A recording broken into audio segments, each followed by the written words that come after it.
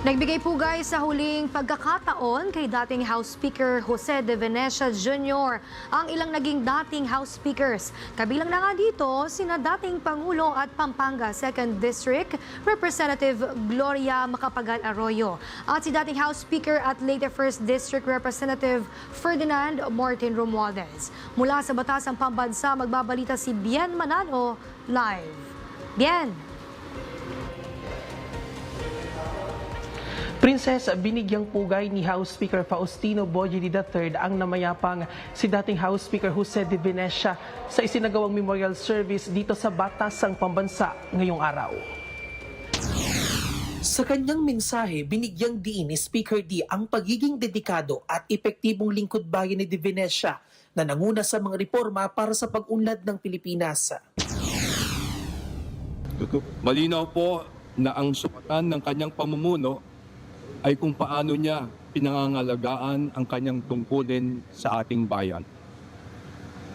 Para sa akin, mataas ang pamantayan niya sa kanyang itinakda.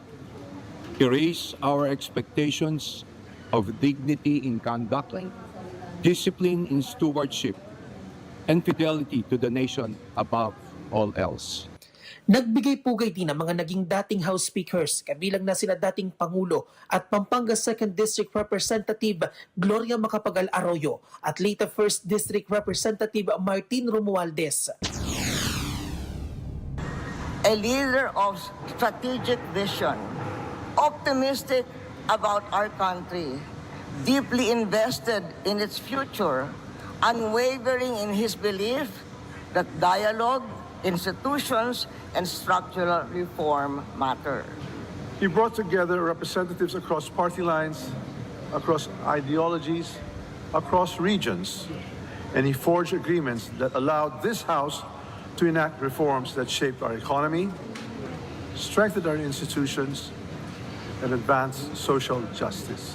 Sinariwa naman ang kanyang may bahay na si Pangasinan 4th District Representative Maria Georgina Vera Perez De Venecia ang magagandang alaala ng kanyang asawa at ang mga pinanindigan nito bilang isang lider.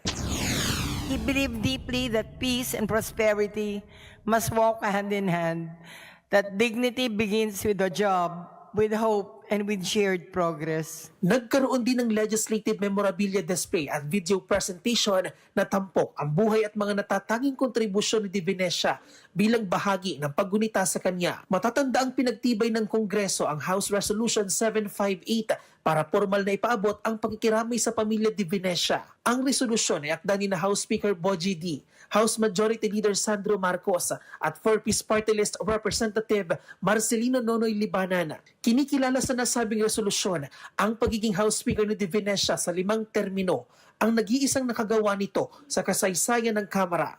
Tinukoy rin siya bilang architect of political unity sa Kamara, partikular sa pagbuo ng Rainbow Coalition kung saan nagkaisa ang 7 partidong politikal para suportahan ang noon ay Pangulong Fidel Ramos sa pagpasa ng mga mahalagang batas para sa pamamahala ng bansa. Kabilang sa mga batas na iniugnay kay De Venecia ang mga nasabing panukala na naging mahalaga sa pagpapalakas ng ekonomiya at mga institusyon ng Pilipinas. Princess, noong 19th Congress naman ay pinangunahan ni dating House Speaker Martin Romualdez ang pagpasa sa House Resolution 247 na kumikilala sa natatanging serbisyo at kontribusyon ni dating House Speaker Jose De Venecia. Princess. Bien, bukod kina dating Pangulong Gloria Macapagal Arroyo at dating House Speaker Martin Romualdez, sino pa ba yung mga nagbigay pugay kay dating House Speaker Jose De Venecia Jr.? Princess, tama ka dyan, no? Bukod nga kay dating Pangulong Gloria Macapagal Arroyo at kay dating House Speaker Martin Romualdez ay nagbigay din ng kanyang mensahe at eulogy si dating House Speaker at dating Senador Manny Villar kung saan kinilala niya ang pagiging mahusay at matapat na lingkod bayan ni dating House Speaker Jose De Venecia. Princess. Bien, para sa kaalaman ng publiko, meron na bang detalye kung kailan at saan ililibing ang dating House Speaker at kung ibubukas din po ba ito sa publiko hanggang sa paghatid sa kanyang huling hantungan? Yes, Princess, sa Miyerkules nga, February 18, ay ihahatid na sa kanyang huling hantungan si dating House Speaker Jose de Venecia sa libingan ng mga bayani, pero wala pang formal na anunsyo kung bubuksan ito sa publiko at magkakaroon ba ng live sa mga social media ng House of Representatives para doon sa mga nais makilibing at makisimpatya dito sa pagkamatay ni dating House Speaker Jose de Venecia. Princess.